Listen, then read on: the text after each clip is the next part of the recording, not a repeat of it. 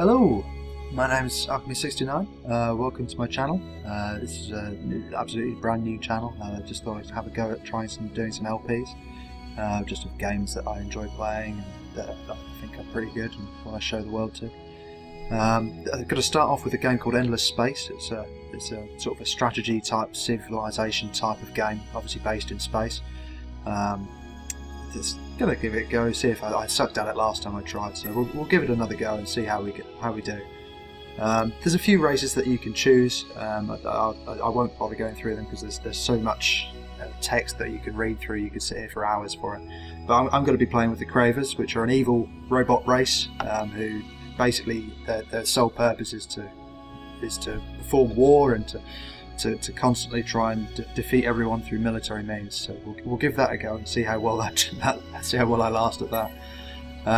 Going to be playing with three empires total, so there'll be 2 other random AI factions against me on normal difficulty. So we'll make a start with this. It usually takes a little while to load, but once we get started, then we'll make a proper start.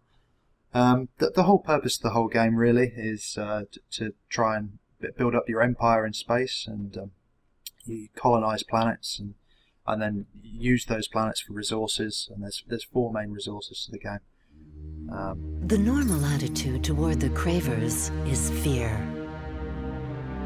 Half insect, half machine, their only desire is to expand and conquer and devour to feed their hives.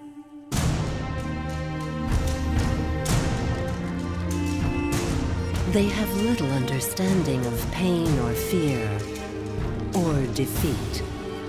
For the Endless built them that way, a living weapon. And if they do not expand, they will consume themselves. And their hive leader would much prefer to consume you. So I guess that's me then. Not a very nice race, but I think this should be a good laugh. So starting off here, you can see this. The universe is quite large, and Gobris here is actually our home planet.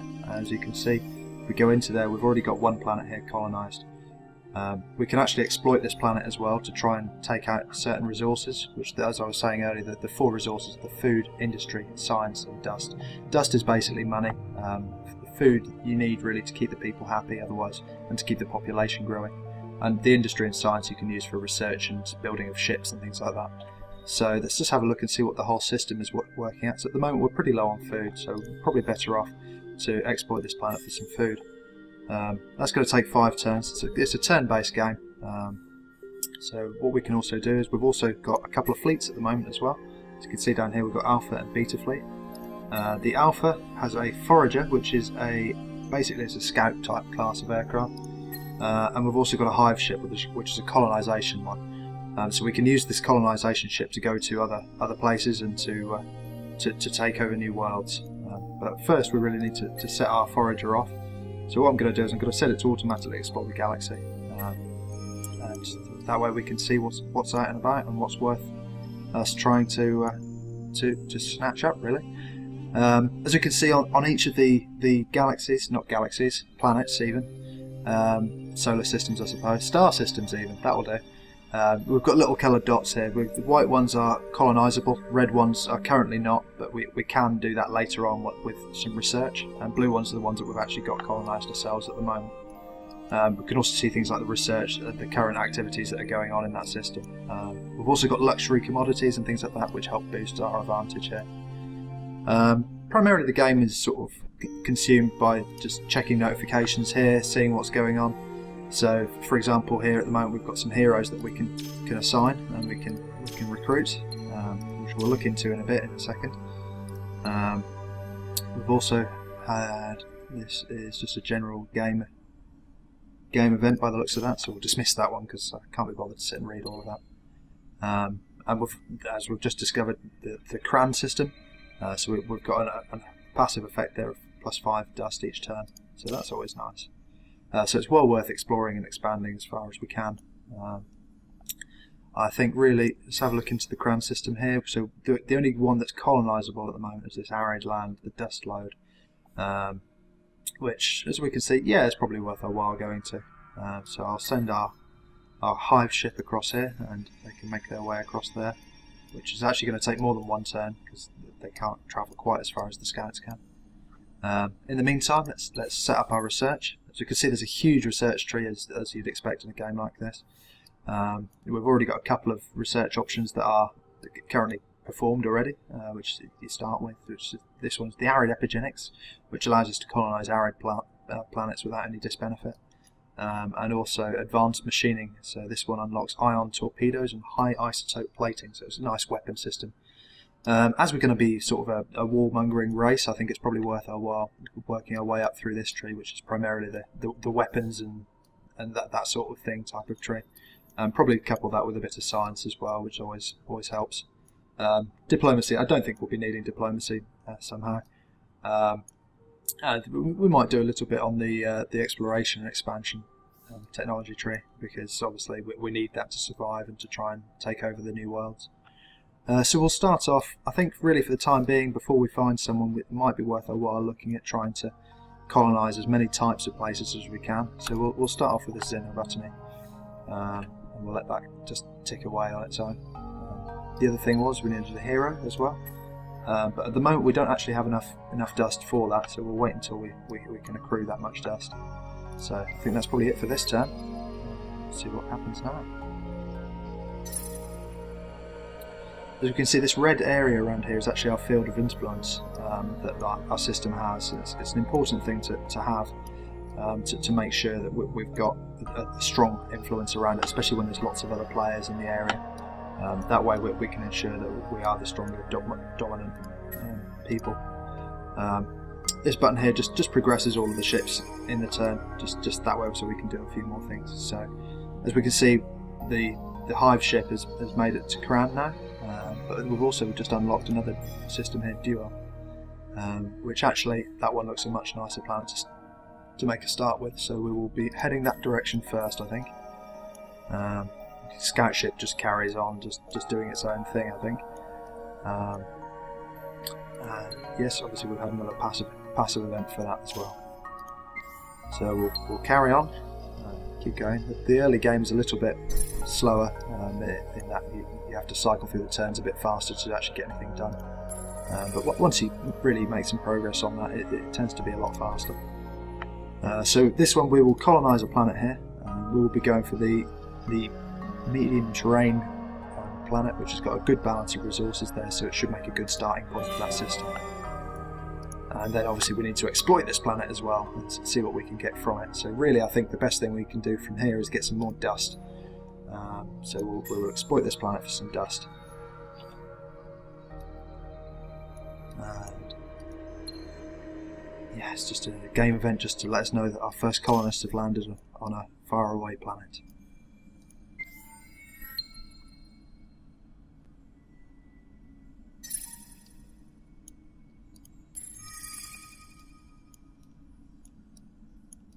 Yeah, nothing really much to report there. Our research, we've got 2 more turns and then our research is finished.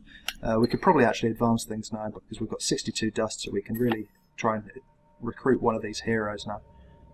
They've all got different abilities, and you can assign them either to a fleet or to managing a star system.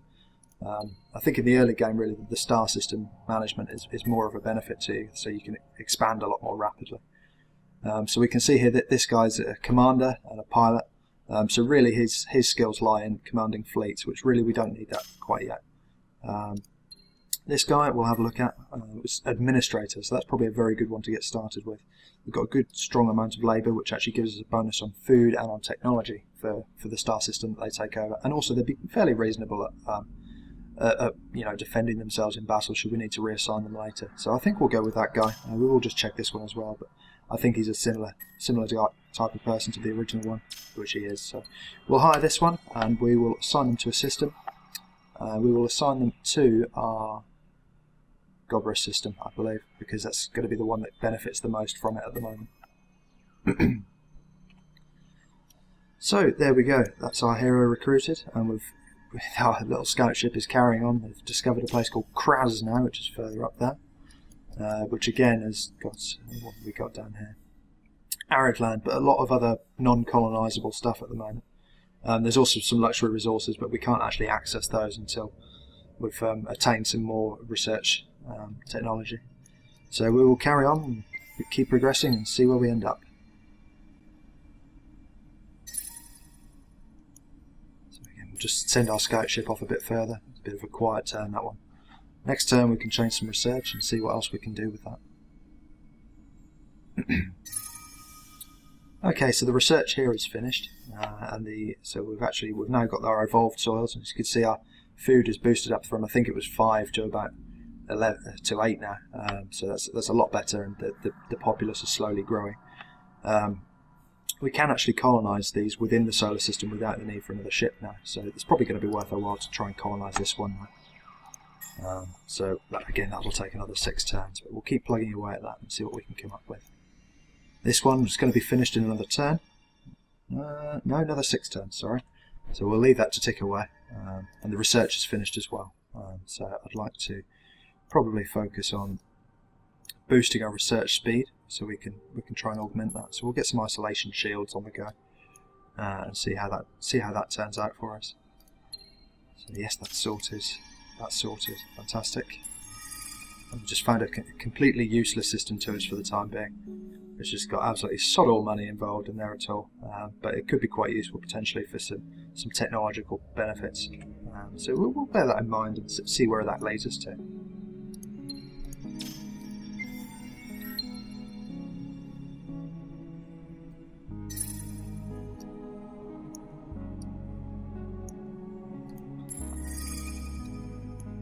Just let our scout ship just keep working its way around the galaxy. Hopefully you should find something pretty interesting for us to have a look at in a bit.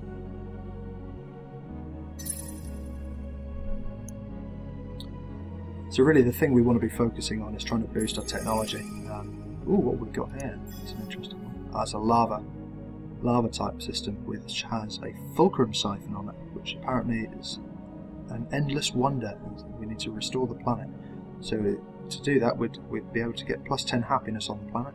But at the moment we can't colonise it until we can unlock the lava colonisation option, which is a bit further down here, I believe.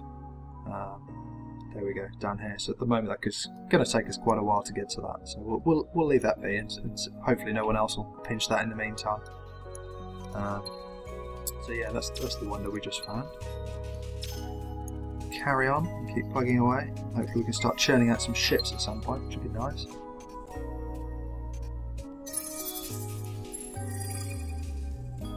Fantastic, we'll find some even more luxury resources. Right, the isolation shields are finished now, so let's work on trying to increase our movement speed. I think it's probably a good one to go for. That said, so is some efficient shielding. I'm sure that would always help us if we get into a fight. That way we can defend ourselves a bit better. Or should we just go for it? Yeah, let's go for this. Let's try and have some high isotope slugs and offensive chaff. That sounds like a good benefit to have if we get into a sticky situation with someone. Our hero's just leveled up as well, so we can work on trying to boost his abilities. And what shall we have him do? So at the moment he's governing labour, so I think it's probably going to be worth just working to his strength and just boosting the labour in the system. Fantastic. And there we go, so we've carried that one on as well.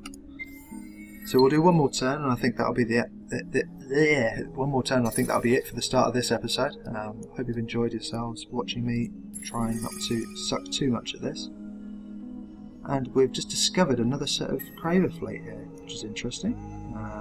Didn't even realise you could do that, and that is quite a good ship actually. So we will send him off to continue exploring the galaxy as well, and hopefully we can try and get some faster production going on here now, and things should certainly start speeding up from now on. So with that, I'm going to love you and leave you guys. If you liked the video, then please remember to like, comment and subscribe. Also check out my wife's channel, LP Chill, who's doing a lot of videos on Minecraft and other things.